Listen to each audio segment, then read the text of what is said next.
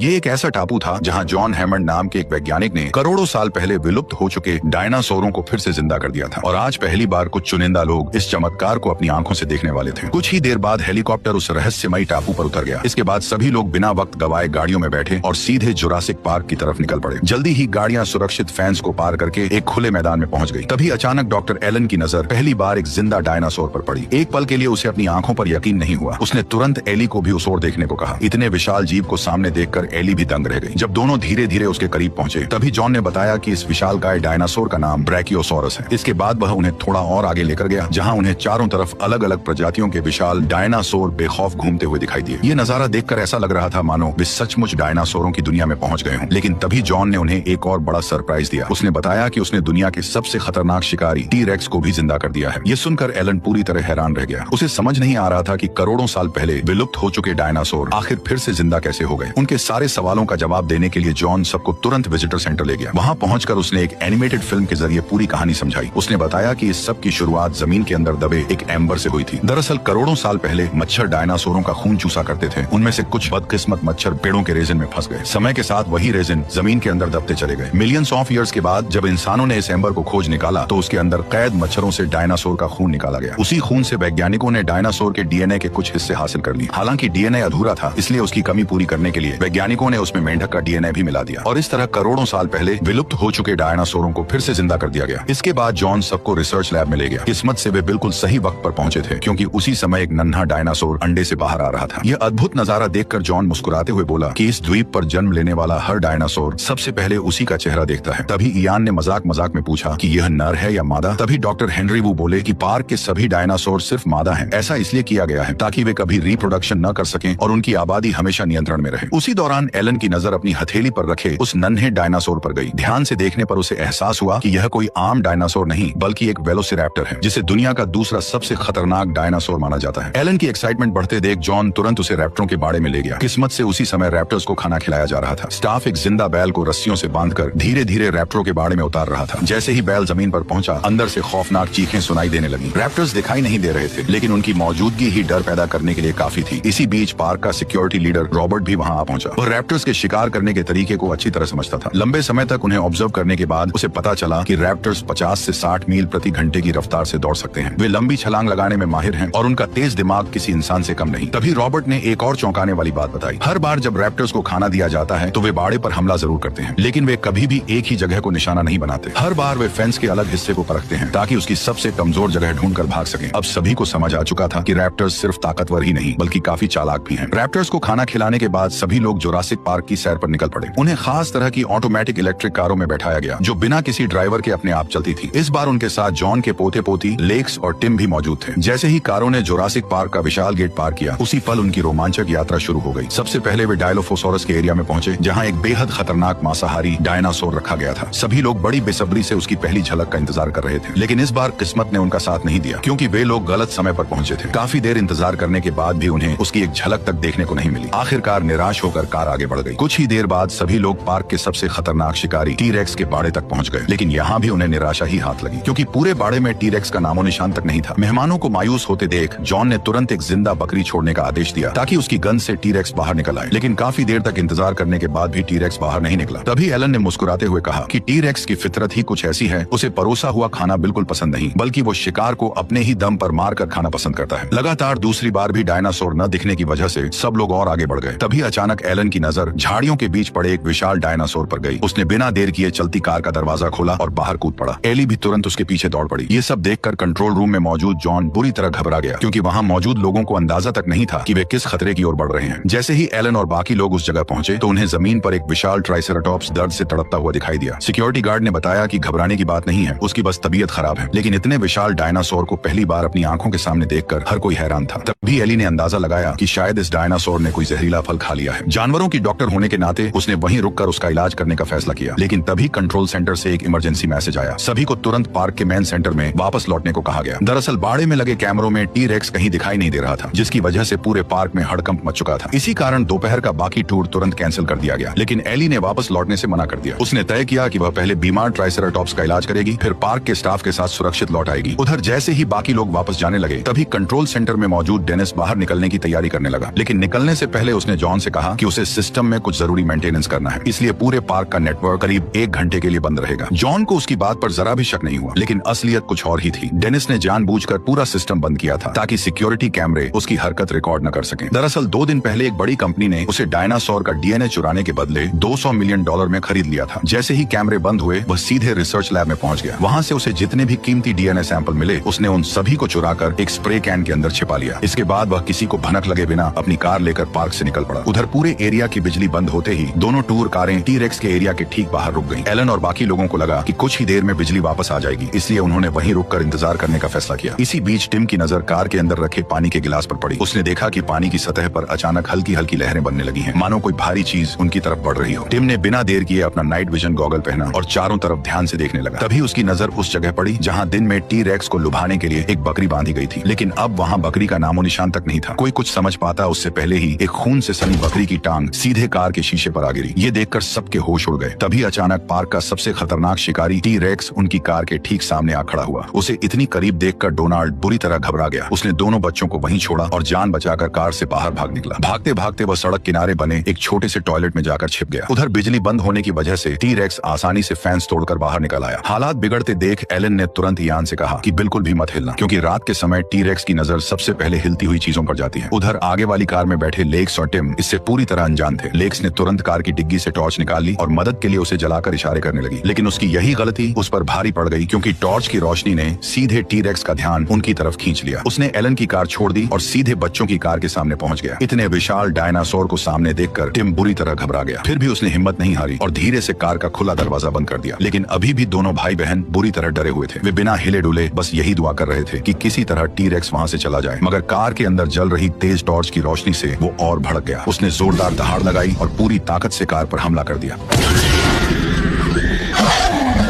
हालांकि मजबूत शीशों की वजह से वो दोनों बच्चों तक नहीं पहुंच सका, लेकिन इससे उसका गुस्सा और बढ़ गया। उसने एक ही झटके में पूरी कार को पलट दिया और उसके टुकड़े टुकड़े करने की कोशिश करने लगा। कार के अंदर फंसे लेक्स और टिम धीरे धीरे कीचड़ में धंसते जा रहे थे। ये देखकर एलन एक पल भी नहीं रुका। वह तुरंत फ्लेयर लेकर गाड़ी से बाहर निकला और उसे जलाकर टी-रेक्स का ध्यान अपनी तरफ खींचने लगा। उसका प्लान लगभग काम कर ही गया था, लेकिन तभी इयान एक और फ्लेयर लहराते हुए बाहर निकला और टी-रेक्स को अपनी तरफ बुलाने लगा। नतीजा यह हुआ कि टी-रेक्स अपनी दिशा बदलकर इयान के पीछे लग गया। इयान तुरंत उल्टी दिशा में पूरी ताकत से भागने लगा। भागते भागते उसने हाथ में पकड़ा फ्लेयर भी दूर फेंक दिया ताकि टी-रेक्स उसका पीछा छोड़ दे, लेकिन टी-रेक्स उस जलती रोशनी को छोड़कर सीधे इयान के पीछे ही दौड़ता रहा। बदकिस्मती से वो जिस तरफ भाग रहा था उसी दिशा में वह छोटा सा टॉयलेट था जहां डोनाल्ड छिपा बैठा था। अगले ही पल टी-रेक्स पूरी ताकत से टॉयलेट से जा टकराया। अचानक हुए हमले से इयान दूर जा गिरा और बेहोश हो गया, लेकिन सबसे बड़ा खतरा डोनाल्ड पर था। अब उसका सामना सीधे टी-रेक्स से था। वह संभल भी नहीं पाया था कि तभी अचानक टी-रेक्स का ध्यान भटकते ही एलन तुरंत बच्चों को गाड़ी से बाहर निकालने लगा, लेकिन टिम अभी बाहर निकला भी नहीं था कि तभी अचानक टी-रेक्स ठीक उनके सामने पहुंच गया। ये देखकर लेक्स जोर से चीख पड़ी, मगर एलन ने तुरंत उसका मुंह बंद कर दिया ताकि उनकी आवाज टी-रेक्स तक न पहुंचे। किस्मत से यह तरीका काम कर गया। टी-रेक्स ने उन पर हमला नहीं किया। वह बार बार पलटी हुई कार को सिर से धक्का देने लगा। कार जिस तरफ घूमती, एलन और लेक्स भी तुरंत उसी हिसाब से अपनी जगह बदल लेते ताकि हर बार टी-रेक्स की नजर से बचे रहें। लेकिन कुछ ही पलों में टी-रेक्स के लगातार धक्कों की वजह से एलन और लेक्स बाढ़ के बिल्कुल किनारे तक पहुंच गए। अब उनके पास बचने का कोई रास्ता नहीं था। हालात बिगड़ते देख एलन ने बिना देर किए लेक्स को अपनी पीठ पर उठाया और स्टील की तार के सहारे धीरे धीरे नीचे उतरना शुरू कर दिया। लेकिन उसी वक्त टी-रेक्स कार को धक्का देता हुआ उसे खाई के किनारे तक ले आया। ऐसा लग रहा था कि अगले ही पल पूरी कार उनके ऊपर आ गिरेगी। खतरा भांपते ही एलन ने पूरी ताकत से स्टील की तार को झुलाया और दोनों दूसरी तरफ पहुंच गए। इस तरह वे मौत के मुंह से बाल बाल बच निकले। उधर कंट्रोल सेंटर में जॉन और उसकी टीम हर हाल में बिजली वापस लाने की कोशिश कर रही थी, लेकिन सिस्टम लॉक होने की वजह से काफी समय बर्बाद हो रहा था। हालात इतने बिगड़ चुके थे कि किसी के पास कोई आसान रास्ता नहीं था। लेकिन जॉन की सबसे बड़ी चिंता लेक्स और टिम थे, जो अभी भी टी-रेक्स के एरिया में फंसे हुए थे। आखिरकार उसने बड़ा जोखिम उठाने का फैसला किया और रॉबर्ट को बच्चों को वापस लाने के लिए भेज दिया। यह देखकर एली भी एक पल रुकी नहीं। वह तुरंत उसके साथ जाने के लिए तैयार हो गई। उधर वो मोटा डेनिस चुराए हुए डायनासोर के डीएनए के साथ तेजी से ईस्ट डॉक की ओर बढ़ रहा था, लेकिन तेज बारिश और कीचड़ की वजह से उसे रास्ता साफ दिखाई नहीं दिया और उसकी गाड़ी रेलिंग तोड़ती हुई नीचे जा गिरी।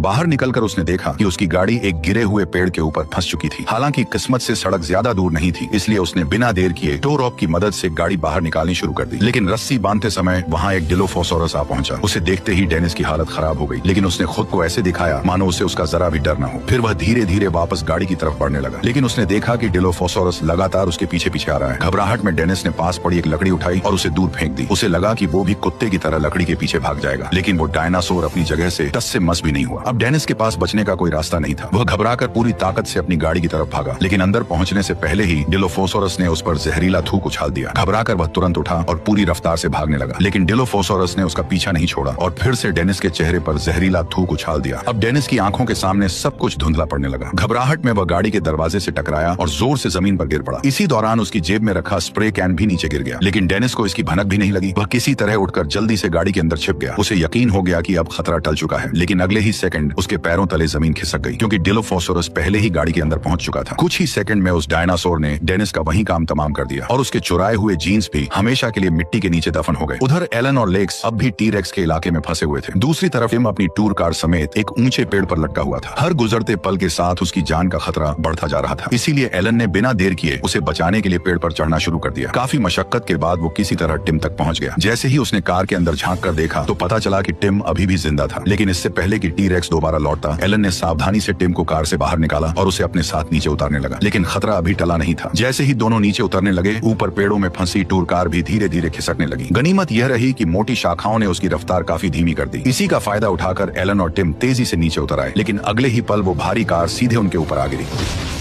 उधर कुछ ही देर बाद रॉबर्ट और एली गाड़ी लेकर टी-रेक्स के बाड़े तक पहुंच गए। वहां उन्हें सबसे पहले बेहोश पड़ा यान मिला। फिर जमीन पर बने निशानों का पीछा करते हुए वे बाढ़ के नीचे तक पहुंच गए, जहां उन्हें एलन और दोनों बच्चों के पैरों के निशान दिखाई दिए। इसी बीच गाड़ी में लेटे यान को अचानक कुछ गड़बड़ महसूस हुई। उसने देखा कि सड़क पर जमे पानी पर फिर से वही लहरें उठ रही थी। इससे यान तुरंत समझ गया कि टी-रेक्स दोबारा लौट आया है। खतरे का एहसास होते ही एली और रॉबर्ट तुरंत गाड़ी की तरफ भागे, लेकिन उनके बैठते ही टी-रेक्स भी बाहर निकल आया। उसे तेजी से अपनी तरफ आते देख रॉबर्ट ने फौरन इंजन स्टार्ट किया और पूरी स्पीड से गाड़ी दौड़ा दी, लेकिन टी-रेक्स ने भी उनका पीछा नहीं छोड़ा। कुछ ही सेकंड में वह गाड़ी तक पहुंच गया। हमला होने ही वाला था कि सामने एक विशाल पेड़ आ गया, मगर टी-रेक्स ने उसे एक झटके में तोड़ डाला। फिर वह लगातार अपने सिर से गाड़ी पर टक्कर मारने लगा। अब तीनों को लगने लगा था कि उनका बचना नामुमकिन है, लेकिन तभी रॉबर्ट ने अचानक गियर बदला और गाड़ी को फुल स्पीड में दौड़ा दी। कुछ ही देर बाद टी-रेक्स पीछे छूट गया और तीनों जल्द से जल्द कंट्रोल सेंटर की ओर निकल पड़े। उधर जंगल में भटकते हुए एलन को एक विशाल पेड़ मिल गया। रात बिताने के लिए तीनों उसी पर चढ़ गए और वहीं आराम करने लगे। अगली सुबह जब तीनों गहरी नींद में सो रहे थे, तभी उनके पास एक विशालकाय डायनासोर आ पहुंचा। वह आराम से पेड़ की ऊंची शाखाओं की पत्तियां खा रहा था। एलन समझ गया कि वह शाकाहारी और बेहद शांत स्वभाव का ब्रैकियोसोरस है। इसीलिए उसने बच्चों से कहा कि वे बिना डरे उसे छू सकते हैं। लेकिन जैसे ही लेक्स ने अपना हाथ आगे बढ़ाया, तभी अचानक ब्रैकियोसोरस ने जोर से छींक मार दी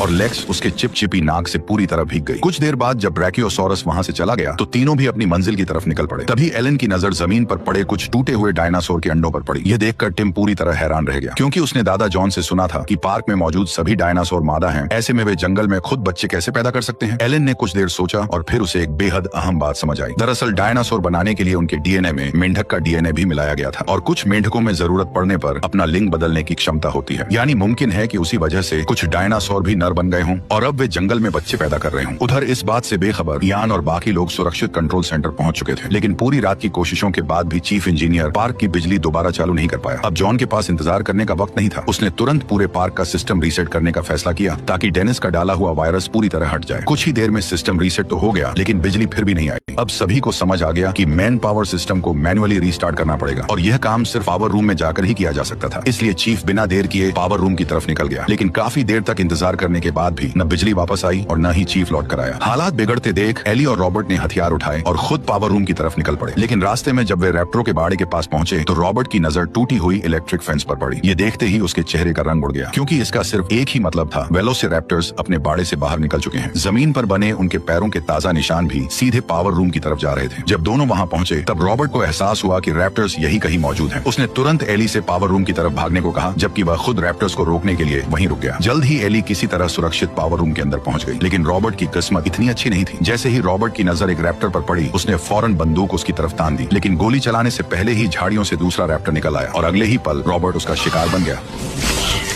उधर दूसरी तरफ एलन बच्चों को लेकर जैसे ही जंगल से बाहर निकला, उसे कई गैलीमाइम्स डायनासोर जान बचाकर भागते दिखाई दिए। ये देखकर एलन तुरंत दोनों बच्चों को लेकर एक सूखे पेड़ के पीछे छिप गया। अगले ही पल उन्हें सारी भगदड़ की वजह समझ आ गई। दरअसल टी-रेक्स शिकार करने के लिए उनके पीछे लगा हुआ था। सालों तक बाड़े में कैद रहने के बाद अब वह पूरी तरह आजाद था और अपना मन चाह शिकार कर रहा था। हालांकि गनीमत रही कि उसकी नजर उन तीनों पर नहीं पड़ी। मौका मिलते ही एलन बच्चों को लेकर चुपचाप वहां से निकल गया। कुछ देर बाद वे पार्क की इलेक्ट्रिक फेंस तक पहुंच गए। एलन ने पहले खुद उसे छूकर जांचा।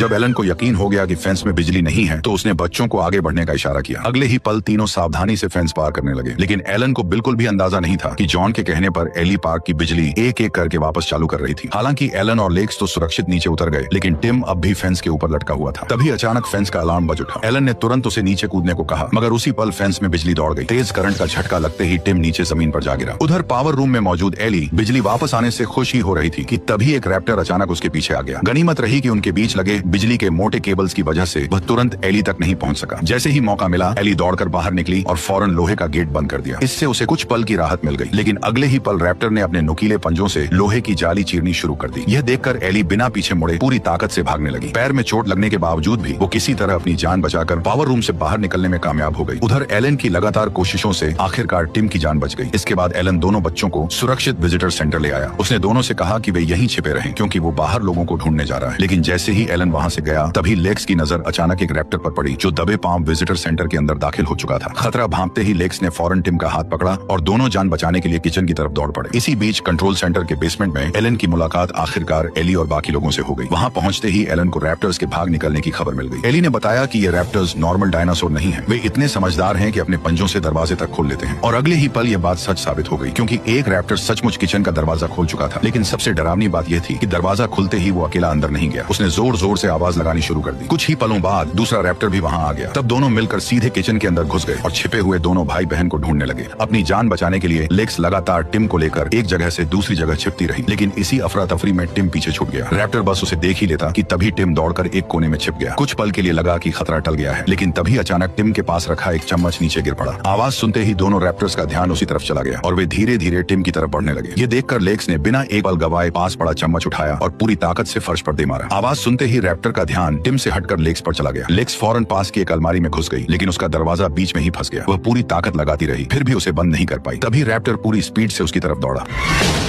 असल में वो जिसे असली लेक्स समझ रहा था वो तो सिर्फ उसका रिफ्लेक्शन था। लेक्स तो चुपचाप उसके पीछे छिपी हुई थी। मौका मिलते ही वह तुरंत उठी और रेंगते हुए दूसरी तरफ निकल गई। उधर टिम की नजर पास के एक कमरे पर पड़ी। उसने बिना देर किए पूरी ताकत से उसकी तरफ दौड़ लगा दी। पीछे खड़ा रैप्टर भी तुरंत उसके पीछे दौड़ पड़ा, लेकिन यही मौका टिम और लेक्स को चाहिए था। दोनों ने चालाकी से रैप्टर को कमरे के अंदर फंसा दिया और बाहर से दरवाजा लॉक कर दिया। इसके बाद दोनों बिना पीछे देखे फौरन किचन से बाहर भाग निकले, लेकिन दोनों इस बात से पूरी तरह अनजान थे कि बेहोश पड़ा दूसरा रैप्टर अब दोबारा होश में आ चुका था। उधर भागते भागते लेक्स और टिम जैसे ही हॉल में पहुंचे, सामने से एलन और एली भी वहां आ गए। जैसे ही उन्हें पता चला कि एक रैप्टर अभी भी आजाद घूम रहा है, तो वे बिना एक पल गवाए सीधे बेसमेंट की तरफ भाग निकले। घबराकर एली तुरंत कंप्यूटर की तरफ भागी ताकि इलेक्ट्रॉनिक दरवाजा बंद किया जा सके, लेकिन रैप्टर भी कुछ ही सेकंड में वहां पहुंच गया। दरवाजा बंद होने से पहले ही उसने अंदर घुसने की कोशिश की। एलन पूरी ताकत लगाकर उसे बाहर रोकने लगा। खतरा बढ़ता देख एली भी तुरंत वापस दौड़ी और दोनों मिलकर पूरी ताकत से इलेक्ट्रॉनिक दरवाजे को बंद करने लगे। अब एलन और एली के बचने की आखिरी उम्मीद सिर्फ लेक्स थी। ये देखकर लेक्स तुरंत कंप्यूटर के सामने बैठ गई और सिस्टम दोबारा चालू करने लगी। उधर दोनों की ताकत जवाब देती जा रही थी, लेकिन एन वक्त पर लेक्स ने सिस्टम एक्टिव कर दिया। अगले ही पल इलेक्ट्रॉनिक लॉक चालू हुआ और दरवाजा पूरी तरह बंद हो गया। अब पूरे पार्क का सिस्टम दोबारा एक्टिव हो चुका था। ये देखकर एलन ने बिना देर किए फोन उठाया और जॉन से तुरंत हेलीकॉप्टर बुलाने को कहा, लेकिन तभी अचानक रैप्टर ने कांच की खिड़की पर हमला करना शुरू कर दिया। ये देखकर सभी तुरंत ऊपर लगी सीढ़ी की तरफ भागे और जैसे ही रैप्टर कांच तोड़कर अंदर घुसा, सभी